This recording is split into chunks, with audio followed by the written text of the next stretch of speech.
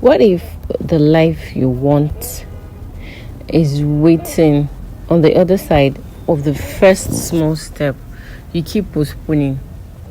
I did not set out to build a brand. I did not even think it would go beyond that 1 week I was on leave. I just remember sitting in my living room, feeling restless, craving something more than work, salary, and the same routine every single day.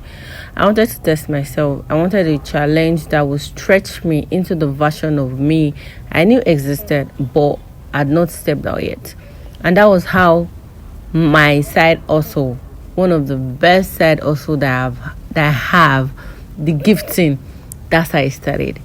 There was no fancy studio, no perfect materials, no equipment, just my hands, my faith, and my first order, a bridesmaid gift box. I remember how scared I was. I kept thinking, what if it's not good enough? What if she does not like it? What if I'm just wasting my time? But then I really did not care. I just did it.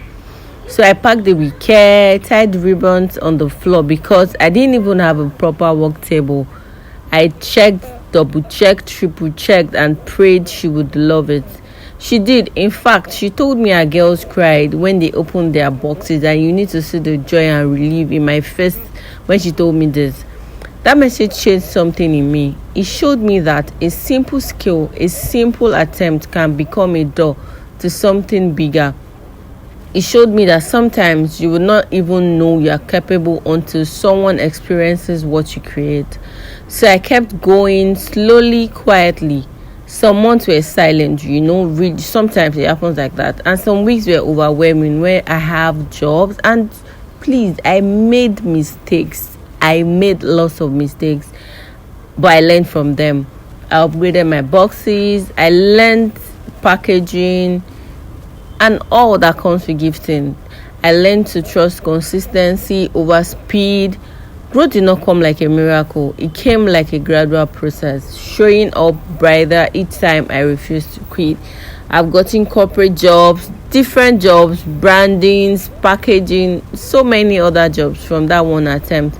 And each time I delivered a new project, I looked back at that first bridesmaid box and smiled because I could see the journey, the evolution, the quiet becoming. I built this site also from ordinary days and small beginnings, from sitting room packaging to corporate giftings, from fear to confidence, from trying to becoming.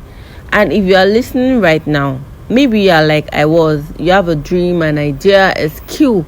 You say, "Oh, I'm not starting now." You need more time, more money, more courage, more space. You are just coming up with different excuses. But you know what you already have enough is okay to begin with. What if waiting is the only thing delaying your breakthrough? I'm sharing this because I know somebody needs to hear this. Your dream does not need a grand entrance. It does not need what if. It just needs you to start. One client, one small beginning that does not look big enough but becomes the foundation of your becoming. You do not need everything. You only need the first step. What if you take it today?